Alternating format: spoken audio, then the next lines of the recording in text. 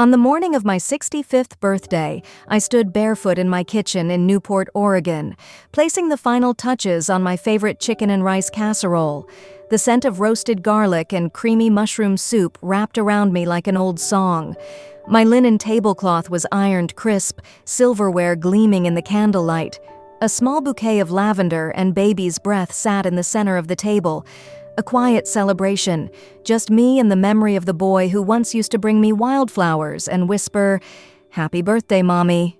I hadn't seen Derek in almost a year, not for lack of trying. I had sent texts, left voicemails, even shipped him a small gift at Christmas. No reply. So when he called a week ago and said he had a surprise for my birthday, I held on to that sliver of hope. Maybe, I thought, he'd come home with a card and a smile. Maybe we'd sit down and laugh like we used to when his dad was still alive. Maybe he'd remember I was still here. The clock read 7:15 p.m. when I lit the candles. I blew them out. Lit them again. By 8 o'clock I'd given up. My casserole was starting to cool, the salad wilting slightly around the edges. Then the front door opened. Derek stumbled in with a smirk stretched across his face. His breath smelled of whiskey. He didn't even greet me before turning toward the hallway. Trailing behind him was a young woman I'd never seen before, dressed like she was headed to a nightclub, her arm hooked through his. Her makeup was thick, her perfume overwhelming, and her pregnant belly unmistakable. "Surprise," Derek said, slurring slightly. "Mom, this is Brianna. She's 6 months along. My fiancé." I stood frozen. Without missing a beat, he added, "We figured now's a good time for you to move in with us. Help out when the baby's born. You're retired anyway. Might as well make yourself useful." Brianna gave me a once-over and wrinkled her nose. "She doesn't really look fit enough for baby duty. Are you sure this'll work?" I didn't answer. My hand curled around the hem of my dress. Derek continued, as if discussing the weather. "If you're not up for it, we've been looking at some of those retirement communities. Nice ones cost a fortune, but hey, at least you'd be comfortable, right?" There it was. The surprise. Not a birthday hug. Not a thank you. Not even a fake apology for the year of silence. Just an ultimatum wrapped in entitlement. A part of me wanted to scream. Another part wanted to sob. But instead I laughed. Softly. Almost weightlessly. "So the plan," I said slowly, "is to offer me a job as your unpaid nanny. And if I decline, you're shipping me off to the cheapest nursing home you can find?" Derek blinked, clearly thrown off by my calm tone. "Come on, Mom. Don't be like that. Didn't you always say family comes first? Well, your family needs you." But I could see it now. Clearly, cruelly. He hadn't come home out of love. He'd come out of need. And I, like the meal sitting untouched on the table, was nothing more than something to be used and discarded when inconvenient. Without a word, I turned and walked upstairs. My fingers trembled slightly, but I held my head high. That night, I didn't cry. I didn't pace the floor or clutch at old photographs. I sat by the window and called Crescentshore Living Estate. The concierge answered with a bright, efficient voice. "I'd like to reserve a premium independent suite," I said, my voice steady, "for 20 years, paid in full." The woman on the other end paused. "Ma'am, are you sure?" I closed my eyes and answered, "I've never been more sure of anything in my life." When she asked if I wanted to list any family members as my emergency contact, I didn't hesitate. "No family," I said quietly. "Not anymore." 5 days later, just after dawn, I stood at the entrance of my home for what I knew would be the last time. The morning air in Newport was crisp and salty, the scent of the ocean drifting inland with the breeze. A small moving truck idled quietly in the driveway, its rear doors open and waiting. Crescentshore's relocation team, 3 calm, courteous professionals in navy vests, stood ready with clipboards and checklists. Their presence was discreet, respectful, almost reverent, as though they understood something sacred was ending here. I had spent the last week arranging every detail down to the hour. My financial planner had executed the transfer of all major assets into a protected living trust. Derek's name had been removed from every joint account, every automatic transfer he once relied on. Rent payments, credit card minimums, even his gym membership had been terminated. The house, long assumed to be his inheritance, had been reassigned to Lucille Rivers, Lucy, my longtime housekeeper, companion, and one of the only people who ever truly respected this home the way I did. Lucy had returned the day after Derek's ambush. I'd called her late one evening, barely managing a sentence before she told me she'd be there by morning. She stepped through the front door like a gust of strength, took one look at the takeout containers in the fridge, and muttered, "No wonder your bones are tired. Garbage food, garbage guests." When Brianna came down the stairs that day and saw Lucy in the kitchen, she wrinkled her nose like she'd sniffed a trash bin. "I thought we agreed to cut back on spending," she said. Lucy didn't blink. "I was hired by the lady of the house. That still ain't you." Brianna flounced away, muttering, "Waste of money." But I didn't respond. I no longer needed to explain myself. That same afternoon, I met with my estate attorney in the sunroom. We sat at the old oak table Derek used to color on when he was 5. This time, instead of crayons, there were stacks of legal documents. "The trust is finalized," she said gently. "Are you sure you don't want to leave something for him? Even a small portion?" I sipped my chamomile tea before replying. I already gave him everything that ever mattered. Time, love, opportunity. He spent it all. I don't owe him a second round. She nodded. I had chosen to dedicate the remainder of my estate, after covering my long-term care at Crescentshore, to the Claire Rowan Art Foundation, named after my closest friend in college, an artist who had died young and unrecognized. I would fund studios, scholarships, and local gallery spaces for underprivileged youth. They would build something with what I left behind, something real.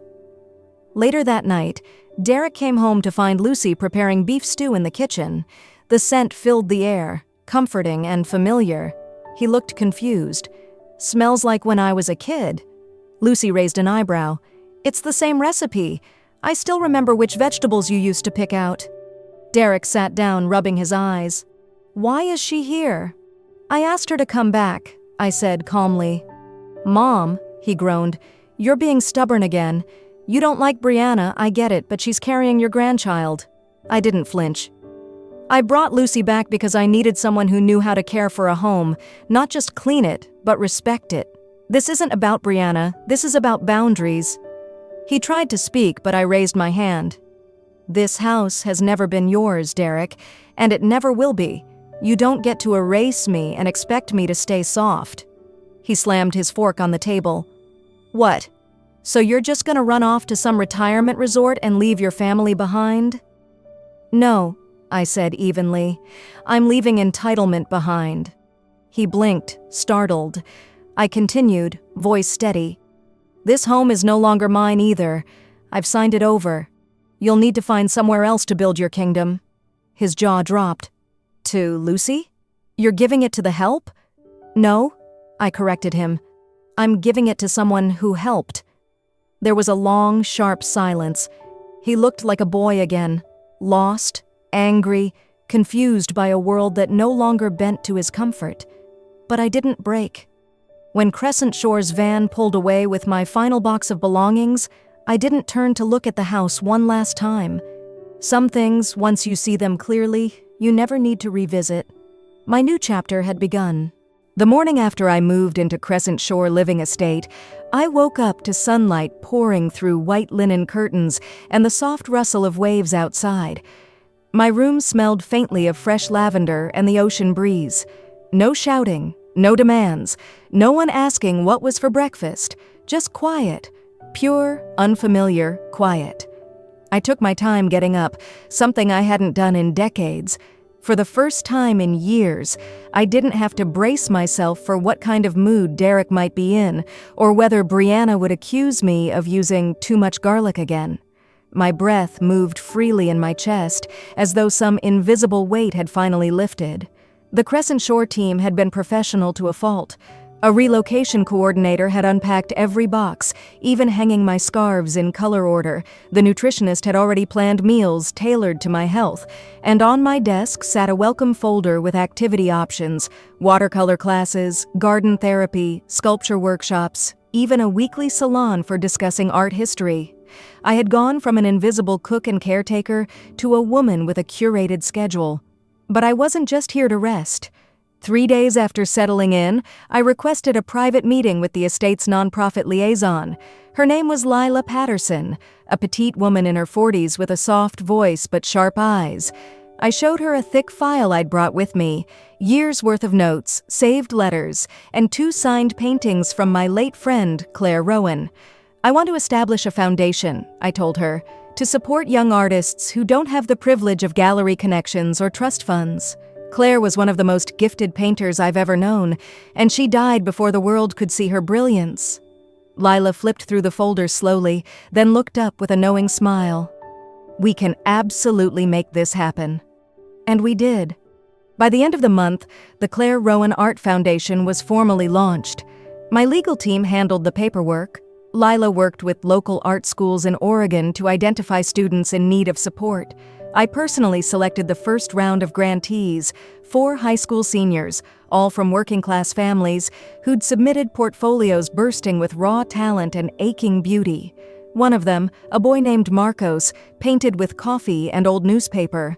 Another, a girl named Jada, sculpted faces from discarded clay she found behind her school. Their grit reminded me of Claire, of what it means to create from nothing. Donating my wealth to this cause didn't feel like charity. It felt like healing. Late one evening, I unpacked a small trunk I had kept sealed for years. Tucked inside, wrapped in velvet, was one of Claire's final paintings.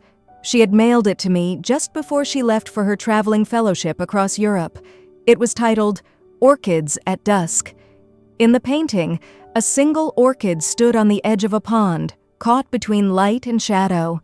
I remembered the note she'd written. "For you, Maggie. Because you always saw what was blooming even when no one else did." I had kept that painting hidden for so long, afraid it would be mocked, dismissed, forgotten, just like Claire was. But now, in the soft, golden light of my new home, it felt different, as though it had been waiting for this moment. I had it framed and hung in my sitting room, right above the armchair where I drank my morning tea. Not long after, Lila approached me with an idea. The Newport Museum of Art is planning a special exhibition on women and nature, she said. They're looking for pieces from lesser-known American female artists. Would you consider lending Claire's work? At first, I hesitated. The painting was so personal, so full of memory. But then I thought, what better way to honor Claire than to finally share her brilliance with the world? 3 weeks later, Orchids at Dusk debuted alongside 6 other donated pieces from Claire's early career. I cried when I saw her name printed in bold on the gallery wall. The reviews were glowing. Newport Arts Quarterly called the show a tender and unapologetic tribute to overlooked genius. One piece even said Claire's brushwork rivaled Georgia O'Keeffe's, something I'd always believed but never dared say out loud. That night, as I walked back to my suite under a full moon, I felt something new bloom inside me. Not grief, not guilt. Pride. Pride in who I had been, pride in what I had survived, and most of all, pride in who I was becoming. I wasn't just a mother anymore, I was Maggie Ellison, a woman with vision, voice, and value. Back in Newport, Derek's world began to crumble, quietly at first, then all at once. Without access to my accounts, he had no way to cover the mortgage on the condo he had been renting downtown. The lease was under his name, but the funds? They came from my automatic monthly transfers, ones he never asked about, never said thank you for. They simply appeared until they didn't. 2 weeks after I moved into Crescentshore, his utilities were shut off. Then came the credit card rejections. The gym sent a late payment notice. The dealership called about missed car payments on the silver SUV I had co-signed for 5 years ago. One by one, the safety nets I had woven around him began to vanish. And Brianna? She didn't last long. According to Lucy, who still had friends in the neighborhood, Brianna packed up her things and left on a rainy Tuesday morning. No goodbyes, no explanations. She took the designer diaper bag she hadn't even used yet and caught a rideshare out of town. She had been promised a future. Private schools, brunches, Pilates, a mother-in-law who'd cook and clean without asking questions. What she got instead was a man with overdue bills, no savings, and a fridge full of rotting takeout containers. She said she wasn't built for struggle, Lucy told me over a video call, shaking her head. And Derek? Well, he didn't even try to stop her. He had bet everything on the assumption that I would never walk away. That was his first mistake. His second was thinking charm could fix it. He called me twice, left voicemails. One was clipped and defensive. "We need to talk. I don't know what you're trying to prove, but this isn't fair." The other was almost pitiful. "Mom, I'm in a tough spot right now. If there's any way you could just send a little something..." I didn't respond to either. I had nothing left to give, not from resentment, but from wisdom. Giving more wouldn't help him grow. It never had. In desperation, Derek turned to old friends from college, the ones who once toasted him at rooftop parties and called him Golden Boy. But they had moved on. Most had families, careers, responsibilities. No one wanted to bankroll a man in his 30s with no business plan and a growing reputation for burning bridges. Then came the gambling. I heard about it from an acquaintance at the Newport Country Club. Derek had been spotted at a private poker game hosted in the back of a bar near the marina. He looked rough, unshaven, anxious, hands shaking as he placed his bets. He lost badly, then tried to bluff his way into a loan using real estate assets he no longer owned. When the banker denied his loan application, because the title to the house was now officially under Lucy's name, he reportedly lost it, threw a chair, had to be escorted out. That same week, a check I had written to the Claire Rowan Art Foundation made the front page of the Newport Gazette. The article praised the foundation's mission and called it a beautiful use of late-life wealth. A small photo of me smiling beneath orchids at dusk accompanied the piece. Lucy called me that night. "He saw the article," she said simply. "Didn't take it well." I imagined Derek sitting in what used to be our living room, staring at that newspaper, feeling the walls close in. Not because he cared about art, but because he finally understood. The money, the home, the influence were no longer his to inherit. For the first time, he was alone. There were no more cushions beneath his fall, no more rescue plans drawn in my handwriting. And still, part of me ached. Not with guilt, but with the grief of finality. The grief of realizing that the boy I had once rocked to sleep, the one who used to bring me scribbled drawings and say, "It's a picture of you, Mommy," had become someone I no longer recognized. He wasn't evil, he was entitled, spoiled by love that never required accountability. And now, faced with consequences, he was unraveling. One afternoon, while reviewing proposals for the next round of art grants, I paused to stare out the window at the lake behind Crescentshore. It shimmered under the afternoon sun, calm, steady, reflective, the opposite of Derek's chaos. I took a long breath and whispered to the silence, "Let him fall. Let him hit the ground. Maybe that's where he'll finally find himself, because sometimes rock bottom isn't the end. It's where rebuilding can finally begin." It was a Thursday morning in early spring when the nurse at Crescentshore gently knocked on my suite door. "Mrs. Ellison," she said softly, "there's a man at the front desk. He says he's your family." My chest tightened, not in panic, but in recognition. I hadn't heard from Derek in over a month, not since the news article about the Art Foundation ran and Lucy told me he'd been rejected for another loan. I had half expected him to show up eventually. I just didn't know when. "What does he look like?" I asked. The nurse hesitated, choosing her words carefully. "Tired," she said at last. "A bit lost." I nodded and reached for my cardigan. No need to rush. There was no fear in me now, only clarity. When I stepped out into the garden path, I saw him immediately, standing near the blooming hydrangeas, shoulders slumped, hands shoved into the pockets of a jacket that had seen better days. His face looked thinner, eyes sunken, hair overgrown and matted like he hadn't touched a comb in weeks. The pride was gone. So was the smirk. In its place stood a man who had finally run out of escape routes. We locked eyes for a moment. Then he exhaled and muttered, "You win." I didn't move. This wasn't a competition, Derek. He laughed bitterly. Could have fooled me. "What do you want?" I asked, my voice even, not unkind. "I don't know," he admitted. "Maybe just to say something real." I waited. "I messed up," he said finally, almost choking on the words. "I lost the condo. Brianna's gone. I'm staying in a weekly motel outside the city. Working nights loading boxes at a warehouse. I don't even have a car anymore. I take the bus." I nodded slowly, the way one might nod when hearing the last lines of a story you already knew by heart. He looked up at me, something flickering in his eyes. "Are you really going to leave me like this?" I sighed. "I'm not leaving you, Derek. I've just stopped carrying you." He flinched, but didn't argue. "You didn't used to be this way," he whispered. So cold. "No," I said. "I wasn't. I used to be the kind of mother who gave up her sleep, her money, her voice, so you'd never have to feel discomfort. I thought I was protecting you. I see now I was only prolonging your fall." He looked away. "Do you think I don't remember who you were?"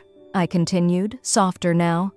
"The boy who used to build Lego castles and tell me they were for me? The teenager who cried the first time he read of Mice and Men? I remember, but I also remember the man who looked me in the eye on my 65th birthday and said, 'You should move out. We need the space.'" He swallowed hard. "That woman you saw back then, the one who smiled and walked upstairs without yelling? She was burying the last pieces of herself so she wouldn't break in front of her son." I stepped closer. "You've always confused love with compliance. But Derek, love has limits." And I reached mine. He said nothing, only nodding, like a man absorbing a truth he wasn't ready for but couldn't deny. "I don't hate you," I added gently. "I just no longer choose to sacrifice myself for someone who refuses to grow." He blinked back tears, but didn't let them fall. "So this is it?" I paused, then reached into the tote bag on my shoulder and pulled out a sealed envelope. "When the time is right," I said, placing it in his hand, "open this. It's not money, it's a letter, the last one you'll ever get from me." He held it like it was made of glass. "What if I write back?" "I won't answer, not until you stop asking to be rescued and start becoming someone worth reconnecting with." There was no anger in my voice, no venom, just finality. We stood in silence for a few more seconds. The wind stirred the petals of the hydrangeas behind him. A bird chirped from the tree above the bench we once sat on when he was little. Then quietly, I turned and walked back toward the main building. I didn't look back, not because I didn't care, but because I finally did. For myself. That night, as I sat by my window with a cup of rose tea, I watched the moonlight dance across the lake. Somewhere on the grounds, a small string quartet rehearsed in the event hall, their soft notes floating across the air like the closing lines of a poem. For the first time in my life, I didn't wonder what Derek was doing. I didn't question if I had done enough. I didn't ache with guilt or second-guess my choices. I had told him the truth. And then, I had let go. Spring at Crescentshore had fully arrived. Tulips bloomed like firecrackers in the community garden. Lavender bushes rustled in the breeze beside wicker chairs lined up for morning coffee chats. Every Friday afternoon, the halls buzzed with excitement as residents gathered for art classes, poetry circles, or musical recitals led by local students. It was quiet here, but never dull. And I had never felt more alive. Since the launch of the Claire Rowan Art Foundation, we had supported 12 young artists across the Pacific Northwest. 2 of them had recently been accepted into prestigious art schools with full scholarships.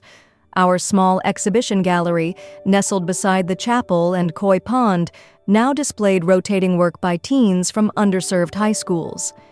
Each time I walked by and saw a new painting on the wall, I thought of Claire and of the promise I had made not only to honor her legacy, but to create a future from everything I had once feared was lost. One day, a teenage girl named Nora approached me after a student showcase. She held a small canvas in both hands. "I made this for you," she said shyly. The painting was simple but powerful, a watercolor of a woman standing alone by a lake at twilight, a single orchid blooming beside her. "You said orchids are your favorite," she whispered. I looked at her, then at the painting. "You know what? This looks a lot like me." Her eyes widened. "Really?" I nodded. "It used to be, but not anymore. That woman at the edge of the lake? She's no longer waiting. She's stepped into the water now, into her life." She beamed, and in that moment I realized this was the kind of connection I had always longed for, not one rooted in obligation, but in genuine human care. Later that evening, as I sat near the floor-to-ceiling window, moonlight gliding across the lake surface, my phone buzzed with a message from Lucy. She had sent a photo. The kitchen of my old house, newly renovated into a community cooking space. The herb garden had returned, and a handful of familiar faces, once employees, now proud stewards, stood laughing over pots of stew and fresh loaves of bread. "You didn't just give us a house," she wrote. "You gave us dignity." I stared at the message for a long while. My eyes misted, not from sadness, but from the quiet satisfaction of knowing that what I'd once believed was the end of everything had simply become a transformation. And then, a few days later, a letter arrived. Handwritten. The slanted script unmistakably Derek's. "I read the letter you gave me," it began. "Really read it. And I think I finally understand." He told me he had moved into a small studio apartment outside Salem. He'd taken a job at a warehouse, graveyard shifts, but steady. He was attending weekly meetings for compulsive gamblers. He had started budgeting for the first time in his life. No credit cards, no handouts. He said he didn't expect forgiveness. He only hoped that one day he might stand in front of me again, not to ask for anything, but simply to be seen as someone different. "A man," he wrote, "not just your son." I didn't write back, not because I was still angry, but because I was finally free. That letter didn't open a door, it placed a mirror in front of him, a chance for him to reflect, to rebuild, and maybe, someday, to return as someone whole. As for me, I continued forward. Each morning, I walked the garden path with a lightness I never thought I'd feel again. I met friends for brunch, submitted grant proposals, read new artist bios aloud to the foundation board, and sometimes just sat by the lake, watching the reflection of clouds drift gently over the water, unhurried and unburdened. People often asked, "Mrs. Ellison, what made you decide to start over at this stage in life?" I always smiled and replied, "Because I finally realized the story wasn't over.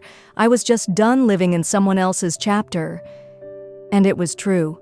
I had spent the first half of my life shrinking, for love, for peace, for appearances. But the second half? That would belong entirely to me. My name is Margaret Ellison. I am 65 years old. I gave everything to a son who couldn't see my worth until I walked away. And now, I give what's left of my life to the one person who truly deserves it. Me.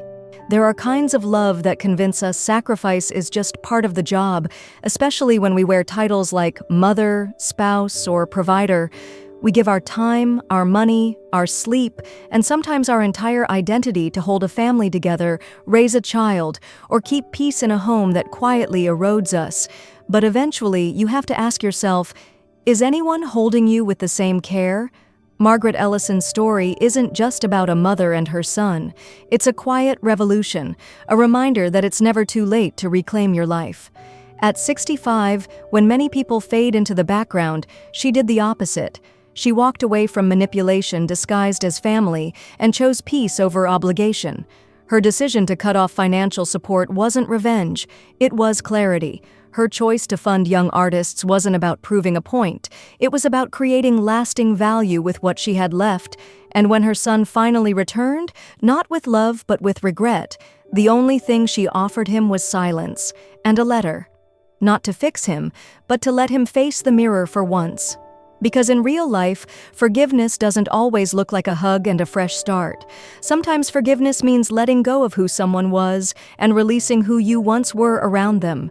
This story is for anyone who has ever been taken for granted, anyone who stayed too long in a role that demanded everything but offered little in return.